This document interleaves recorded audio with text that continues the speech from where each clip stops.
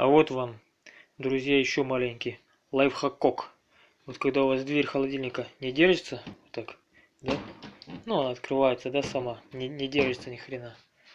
Вам вот такой лайфхак. Берете вот такой карабин, покупайте.